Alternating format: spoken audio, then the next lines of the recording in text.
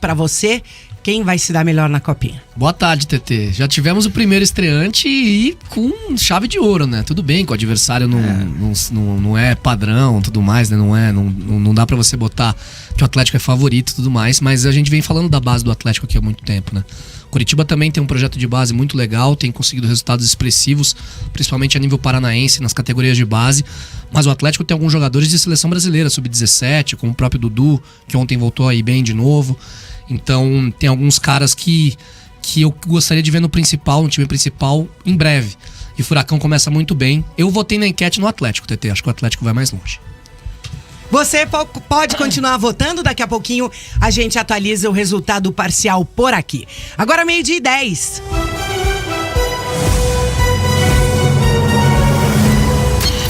A melhor resenha do rádio. Bate pronto Curitiba. Todos os esportes e os grandes campeonatos estão na KTO.com. Entra lá, dá uma brincada. KTO.com, onde a diversão acontece. Chegando o Rogério Scarione. Você tá de férias como o Coritiba ainda, Rogério, ou não? Uma ótima tarde pra você, Rogério. Boa tarde, TT. Boa tarde aos meus amigos da bancada também, Linhares Júnior, Alexandre Senechal, Vicenzo, e também desejar uma ótima tarde a todos que nos assistem aqui na Jovem Pan News pelo YouTube e também nos ouvem na rádio no 107.1. Quero aproveitar e desejar um excelente 2024 para todo mundo, né, que está iniciando mais um ano aqui conosco. E falando agora do Coritiba, né, já não tô de férias, só o Coxa, né, o Coxa que a princípio iniciaria os seus trabalhos, a apresentação do elenco estava programada para o próximo dia 4, ou seja, o Coxa começaria a trabalhar em teoria amanhã, né, quinta-feira, mas acabou estendendo um pouco esse prazo e o Coxa só retorna aos trabalhos, só começa essa temporada de fato no sábado. Então o time do Coritiba terá um pouco mais de folga, né? Os jogadores terão ali alguns dias a mais para aproveitar as férias. O que eu não sei se o Guto Ferreira ficou feliz, porque na última entrevista coletiva do ano, após a partida contra o Corinthians, da última rodada do Brasileirão, o Guto vinha reclamando do pouco tempo de preparação. E agora a comissão técnica perde, né, entre aspas, 2 dias até o início do campeonato, né? O Coritiba terá ali pouco mais de 12 dias de trabalho, segundo o Guto Ferreira, e aí vai ter que fazer ali toda a sua preparação até a estreia do campeonato paranaense.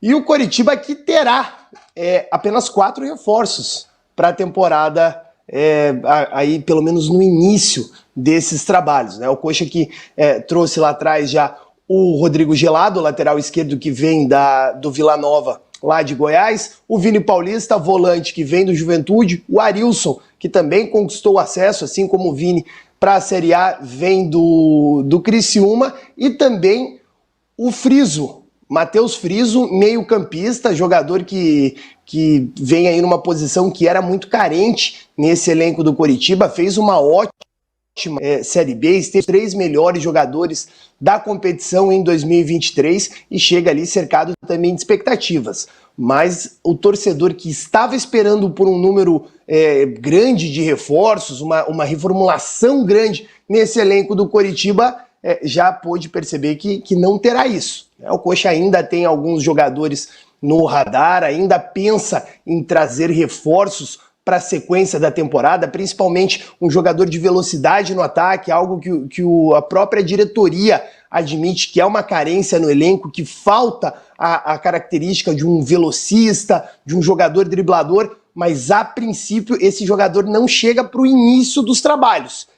Deve sim ainda ser contratado alguém para essa função, mas isso no decorrer do Campeonato Paranaense, isso mais para frente. Para começar a temporada mesmo, o Coritiba deve chegar só com esses 4 reforços. Então, esse time do Coxa deve iniciar a temporada, deve começar o Campeonato Paranaense com um time muito parecido com o que o torcedor já conhece, né? Jogadores que já estavam no elenco do Coritiba desde o ano passado, só com 4 reforços. E aí a gente vai também sabendo um pouco mais o que pensa o Guto Ferreira. Com certeza terão mudanças, né? Porque alguns jogadores já deixaram o Coritiba, outros ainda ali estão em fase de negociações, como, por exemplo, o Bruno Gomes, que interessa ao Fluminense, ainda está negociando. O Kusevich, zagueiro, que estava negociando com o Vasco da Gama, mas nos últimos dias nós tivemos as informações que essas conversas elas deram uma esfriada, mas ainda não estão encerradas. Inclusive o Kusevich teve uma procura de clubes do Chile. O Colo-Colo, que é rival do clube onde o Kusevich foi formado, o Universidade Católica, procurou o jogador, só que se assustou com os altos salários. O Kusevich, que recebe ali em torno de R$400 mil, é um dos salários mais altos do Coritiba. Se eu não me engano, com a saída de Gessé e Samaris, o Kusevich passa a ser o jogador mais caro desse elenco do Coritiba ali junto com o Rani.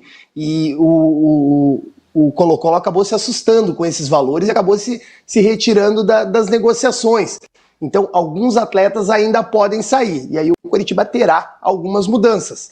Mas o torcedor que estava esperando por grandes mudanças, por uma forte reformulação do elenco, realmente não teve isso para esse início de temporada, pelo menos, TT.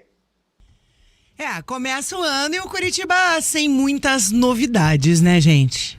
Sem muitas novidades e que espero que mantenha mais jogadores então, né? Se não vai fazer grandes contratações, como disse o Rogério agora na participação dele, o Coritiba não tem um elenco assim tão vasto para uma disputa num campeonato tão longo quanto a Série B. Difícil, com viagens longas, com muita viagem que vai ter que terminar de ônibus porque não se chega com o aeroporto. O Coritiba precisa... Se vai ficar o Marcelino, por exemplo, que a negociação com o Vitória e com o Lanús não chegaram nos valores que o Coritiba queria. Se o Bruno Gomes talvez vá embora, como o Rogério tá passando. O Coritiba precisa manter pelo menos uma estrutura com cerca de 18, 19 jogadores que tenham condições de serem titulares. E aí apostar em alguns garotos para que você tenha um time de fato que tenha opções de troca. Porque vai ter gente que vai oscilar, vai ter gente que vai machucar, vai tomar terceiro cartão e tudo mais. Eu achava que o mercado do Coritiba seria um pouco mais aquecido e pelo visto não vai ser isso que a gente vai ver. É preocupante. A gente tá vendo aí muitos times, né, se mexendo. O Santos, por exemplo, vai disputar a mesma competição do Coritiba. Contratou um time inteiro. Contratou um balde de jogadores, né? E o nível dos jogadores que o Santos contratou, né? Jogadores caros, né? Até tem muito santista dizendo que se tivesse feito esse time no ano passado, talvez não teria caído. Não, eu tenho certeza que não cairia, né? Não sei, não. O time do Santos contratou muita gente, mas contratou com tanta qualidade assim. Pituca é um baita jogador. Sim, mas Pituca foi finalista da Libertadores com o Santos. Eles contrataram o Aderlan para lateral direita. O Aderlan é um belo lateral direito. O Gil para zaga, cara experiente. Time mais o Jorge para né? lateral esquerda, né? Olha o nível dos caras que o Aí Santos tem Otero e Casares, os dois Otero meias. Casares, Pituca. Dá pra confiar em Otero e Casares? Eu acho que eles são bons jogadores, cara. Assim, é tudo questão de comprometimento dos jogadores, né? E o Santos tem uma vantagem, que assim, tem muita gente observando isso. O Santos vai ter um calendário bem menor do que a maioria dos times que estão disputando o ano de 2024. O Coritiba talvez não tenha um calendário tão maior assim, né? Vai ter a Copa do Brasil a mais. Então. O Santos não vai ter Copa do Brasil, só vai ter o Paulistão e a Série B. E acabou, não tem mais nada. O Coxa joga 3 competições, pelo menos. Joga a Copa do Brasil também. A Copa do Brasil pode ser um jogo, pode ser 10, né? 30, 2, sei 3. Lá, né? Normalmente pro Coritiba tem sido 3. Até 5, né? Porque 4 jogos, né? Porque a terceira fase vai ter ida e volta, né? Isso. Primeira e segunda fase, um jogo só. Isso. Terceira fase já são 2 jogos, quando entram os times de Libertadores e Brasileirão e tal. Mas eu penso assim, que o Santos tem um calendário bem enxuto, acho que são 54 jogos que o Santos vai... Se chegar na final do Paulista. Se disputar assim, chegar a todas as fases do Paulistão. Isso. Né? Então um calendário de 54 jogos. É bem pouco, porque são 38 datas na Série B e 16 datas estaduais, né? Tem calendário que usa as 16 datas, como é o caso do Paulista. O Santos tem calendário 12 que usa jogos menos. na primeira fase, né? A primeira fase do Paulistão são 12 jogos. Se ele passar de fase, aí é mais um jogo. Isso. Passou de fase, mais um jogo. Mais um jogo, que a semifinal então, são e quartas do Paulista são um Se jogo. for pra final, único. 2 jogos são 16 Chega jogos, 16, né? isso mesmo. E 38 na Série B. Então é um calendário bem curto, que eu penso que não vai pesar para a idade desses jogadores que o Santos está contratando, né? Porque a Série B também é mais espaçada, não é aquele quarta e domingo, porque os jogos, às vezes, o time joga na sexta-feira, daí vai jogar só na outra terça-feira da outra semana, né? Então... Os estaduais, Linhares, usam 17 datas, né, do calendário. E o Paulista usa 16. O Paranaense usa 17. Se o Coritiba chegar à final do estadual, são 11 jogos de primeira fase. O Paranaense tem já duas quartas, 2 semis e 2 finais. O Paranaense começa já no dia 17 e 18, o Paulistão só no 21, né? Que é no fim de semana.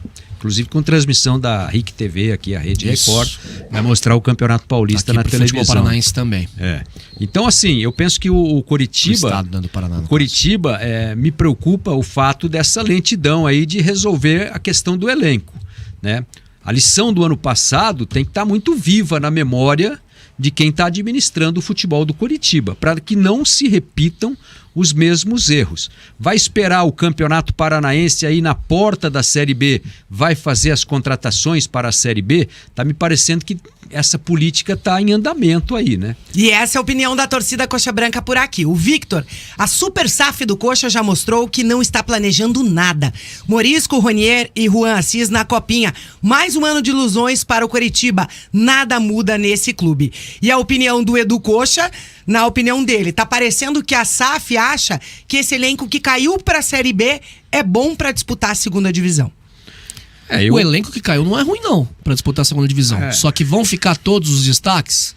O Slimani pra mim vai sobrar na Série B. E eu acho que a questão é a vontade que esses jogadores vão entrar em campo, né? O Lisieiro, por exemplo, o Kusevich já falou que não quer jogar a Série B. Tudo bem, você não tem Kusevich e Henrique, tudo bem. Só que você tem o Thalisson, que foi um grande achado do Coritiba nesse ano.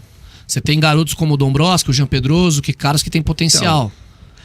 Você tem o Maurício Antônio que quando teve condições físicas jogou e jogou bem. Né? Eu acho que o Coritiba, por exemplo, você não pode ir com uma zaga de 2 garotos da base. Se você tem a zaga Maurício Antônio e Thalisson, não é uma ótima zaga para a Série B? Tem o Reinaldo ainda. Reinaldo que tem boas participações em série B, inclusive em Série A. 2022, o Reinaldo fez uma boa série A pelo Goiás. O Coritiba, Linha, trabalha muito com essa questão, pelo menos no discurso, trabalha muito em relação ao equilíbrio, principalmente em relação à idade. O Coritiba ele procurou manter alguns jogadores já um pouco mais experientes e jogadores que tiveram procuras do mercado. O Coritiba fez um esforço grande porque recebeu propostas por Sebas Gomes, por Marcelino Moreno, que a gente fala um pouco mais no próximo bloco, e pelo Slimani. Todos esses jogadores foram sondados por equipes de fora do país. E o Coritiba buscou manter esses jogadores. Talvez esses sejam os principais reforços, entre aspas, do Coxa para essa temporada. E aí, você traz alguns reforços pontuais, que aí eu não sei se o torcedor vai concordar com esse discurso da diretoria de que são apenas pontuais, mas de fato são posições que o Coritiba precisava reforçar o seu elenco, né? E aí ele busca esse equilíbrio. Por exemplo, o Matheus Friso é um jogador que teve uma boa temporada, teve um bom ano pelo Tombense, apesar da má campanha da equipe na Série B. Mas ele foi escolhido ali como o terceiro melhor jogador da posição. Ele tem 25 anos. Os 2 jogadores acima dele são o Felipe Matheus, do Criciúma, com 32 anos, e o Nenê, com 42 anos. Então são jogadores já com idade mais avançada. O Coritiba preferiu apostar num jogador mais jovem, um jogador que tem até uma margem de evolução técnica para a próxima temporada, que possa se adaptar, que possa render um pouco mais. O próprio Vini Paulista, 22 anos, Rodrigo Gelado, considerado talvez ali a grande revelação da última Série B, 20 anos, lateral esquerdo. Então o Coritiba também faz algumas projeções para o futuro. E aí eu acho que pesa muito ali o Santos, talvez o jogador mais jovem que tenha trazido nesses reforços tenha sido o Guilherme, atacante que vem do Fortaleza. Bom reforço, 28 anos. Mas aí a gente começa a olhar a idade. Eu até recebi uma mensagem de um torcedor santista nas redes sociais que falava, não, o Santos vai ter um elenco de muita qualidade para a próxima temporada. O meio-campo vai ser Pituca, Tomás Rincon e Juliano. Tudo bem. falando em questões técnicas, em questão de qualidade, é um meio-campo de respeito, é um meio-campo que poderia muito bem estar jogando a Série A. Só que aí a gente está falando de um jogador de 31 anos, um de 33 e um de 37. Então são idades avançadas. E a Série B, ela é um campeonato que desgasta muito os atletas, né? Você pega algumas cidades como Ponta Grossa, como Brusque, que você precisa fazer uma parte da viagem de avião e a outra parte de ônibus, né? Quantos clubes do Nordeste nós temos na Série B? E aí são viagens mais longas, são viagens mais desgastantes, o clima é diferente, você vai jogar 4 horas da tarde lá em Maceió, pô, o sol pega bastante, vai para o Recife, é realmente um clima que desgasta mais. Então a Série B ela tem as suas particularidades, você precisa ter um equilíbrio maior no elenco. Talvez um time mais experiente, e a gente já teve muitos exemplos disso. Se a gente for puxar lá atrás na memória, o Coritiba fez um timaço em 2006, só que era um time de jogadores mais experientes. Tinha Paulo Miranda, tinha o Alberto, que tinha sido campeão brasileiro pelo Santos, e o Coritiba sobrou no primeiro turno. Termina o primeiro turno da competição na liderança. Reinaldo no ataque. O Reinaldo jogou um ano antes, né? O Reinaldo caiu em 2005. E aí, nesse campeonato, o Coritiba não conseguiu se manter no segundo turno, porque sofreu demais exatamente com esse desgaste. Os jogadores sentiram bastante essa parte física na segunda metade do campeonato. E a opinião da galera coxa por aqui. O Rogério Coelho até dá aquela brincada, dizendo que o DM do Santos vai ter que ter um geriatra também por lá. Opinião da galera coxa por aqui. O Alexandre Costa, mesmo mantendo os jogadores, não dá pra colocar confiança nesse time. Olha a campanha que fizeram no ano passado.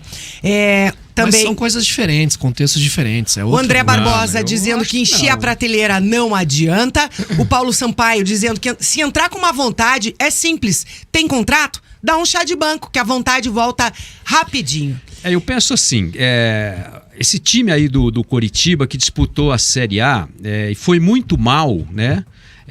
A Série B é um campeonato, como disse o Rogério aí, ele tem características de competitividade muito mais acirradas do que a própria Série A no nível dos jogos, né? Então, esse elenco do Coritiba que não se comprometeu e não deu certo na Série A, ele é um elenco que na Série B vai ter muita dificuldade. Não se iludam com qualidade de jogador, porque eu acho o seguinte, o Coritiba está dormindo no ponto. Já era momento de estar com um time já mais bem estruturado. Contratou o cara do Criciúma, o cara do Vila Nova, o cara, sabe? Ok, mas eu acho que o Coritiba tinha que ter qualificado mais o elenco. Algumas das principais peças estão de saída, principalmente ali do meio campo, né?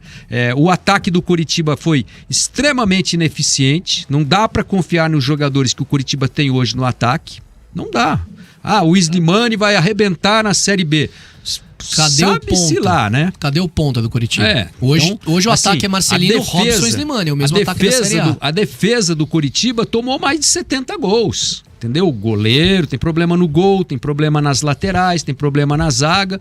Então não se iludam. Não achem. E essa mesma ilusão foi criada no início do ano. Porque qual era o discurso no começo do ano? Esse é o maior investimento da história na contratação de jogadores, é o melhor elenco da história do Coritiba. Olha o fiasco que foi no fim do ano. Mas aí a gente tem que colocar na balança que foi um dos piores investimentos da Série A. Pode ter sido o recorde do Coritiba, mas não fez cócegas no investimento que foi feito nos outros times da Série A. Mas qual era o discurso no começo do ano? Mas o mercado inflacionou. O discurso no começo do ano era timaço. Mas o discurso era timaço. Não, eu não lembro de ninguém falar que era timaço. Claro Quem falou que era timaço? Falaram do nível de investimento nos jogadores. O nível de investimento é uma coisa. Agora, quem disse que o nível de investimento foi recorde, por isso era um timaço, estava equivocado. E aqui nessa bancada eu não lembro de ninguém ter falado isso. Não, mas foi o discurso geral. E se você pegar, todo mundo investe 100 milhões, aí o clube está acostumado a investir 1 milhão por ano. Aí investiu 10 milhões. Caraca, foi 10 vezes maior o investimento do Coritiba. 10 milhões foi só no curso. Mas não, tudo bem. Tudo bem. Eu sei que o investimento foi feito de forma errada. O Samaris, o Gessé, acho que estão repetindo a política do ano passado. Entendeu? Isso é que me preocupa nesse momento. Estão investindo da mesma forma que investiram. E assim, em um nível um pouco mais baixo de jogador, inclusive. Né? Fizeram. Foi o que eu falei aqui no ano passado. Não dá pra falar que o Coritiba não tem planejamento. O Amodeu deixou muito claro que o planejamento é trazer destaques da Série B pra subir.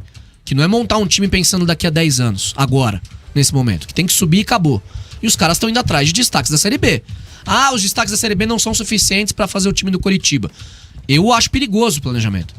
Os grandes times que caíram, que montaram times de Série A com jogadores que tinham potencial de Série A, subiram fácil. Quem não subiu foi quem tinha dificuldade financeira extrema, como o Vasco, como o Cruzeiro. O Inter pegou, não foi campeão, mas caiu e subiu. O Corinthians caiu e subiu, o Galo caiu e subiu, o Grêmio caiu e subiu. Tudo com time com caras que foram base. O time foi base das campanhas que foram boas desses times no ano seguinte. O Coritiba tomou uma decisão institucional de trazer destaques da Série B. E eu tô falando aqui nesse microfone que é perigoso demais isso. Pode se provar e ser um time que suba sem nenhum problema. Mas, quanto melhor a qualidade dos jogadores, porque a Série B é diferente, tudo bem. A Série B é diferente. Mas se você tem um time que não sabe jogar bola, você pode jogar Série A, Série B, torneio da Suburbana, jogar o nosso futebol de segunda-feira lá, que você não vai ganhar. E a galera coxa tá preocupada. O Rodrigo Gomide, só diga uma coisa pro Coritiba. Oremos. E o Edu Coxa fala, e o goleiro, não consigo confiar no Gabriel. O Dante dizendo, ficou com dó do cara do Criciúma, que achou que ia jogar a Série A e foi vendido pro Coritiba. O Irineu Costa, com esse elenco, na minha opinião, não sobe. Tem que chegar mais qualidade. E a gente tem... Rapidinho, TT, tem uma mensagem aqui do ouvinte, o André Barbosa, com um time. Gabriel, Natanael, Thalisson, Reinaldo e Jamerson. William Faria, Sebastião Gomes, Matheus Friso. Marcelino, Robson e Slimani. Esse time não tem condição de subir pra Série A? Sei. Esse time não teve condições de se permanecer na Série A. Tem algumas mudanças aqui, mas tudo bem. O Morisco pode ser o titular, não tá nesse time. O Gelado que chegou, o Rodrigo Gelado, lateral, não tá nesse time. O próprio Vini Paulista não tá nesse time também. Só o Friso de reforço. Só que esse time aqui não é um time fraco assim, não.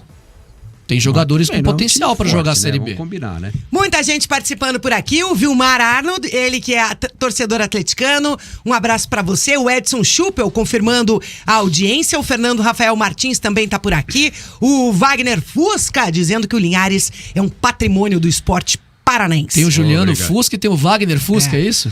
Cristiano Fernandes também tá por aqui, dizendo que a galera do Bate Pronto Curitiba tava fazendo falta. E um beijo pras mães, pra Andréia Duarte. Um beijo, mãe. E pra Rose Grau, que também tá por aqui. Fazendo falta não, porque a gente ficou aqui o Natal inteiro, o Ano Novo inteiro, né? Verdade. No YouTube ele tá falando. No YouTube, né, que a gente não tava. Tava sem o YouTube. Tava só na rádio nesses dias. Exatamente. Um beijo pra minha mãe também, TT, que tá aqui na praia me assistindo. Ela tá no quarto ali do lado. Hoje deu chuva aqui na praia, mas ela tá assistindo a gente. Que bom, né, que deu chuva, senão você nem participava do programa, né, Rogério?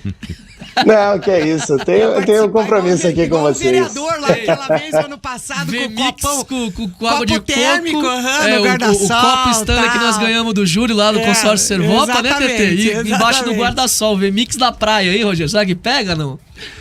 Não era uma ideia, né? Eu só não sei se o Linhares ia gostar muito e eu ia estar no programa de amanhã, né? Esse que é o problema. Mas por mim eu faria. Do Maresias aí na camisa, ia ganhar o troféuzinho, vai com Deus guri, tá hein? pagando quanto aí? Verdade. Participando também com a gente através do WhatsApp, o Dandolim. Cadê o goleiro do Coritiba? Obrigada a todos pela participação. Tá na copinha. Continua participando com a gente. Daqui a pouquinho a gente atualiza as mensagens por aqui. E o ano começa com vários aniversariantes nesta quarta-feira, dia 3 de janeiro. Eu vou falar já, porque senão deixa pro final do programa, acabo esquecendo. Hoje é aniversário de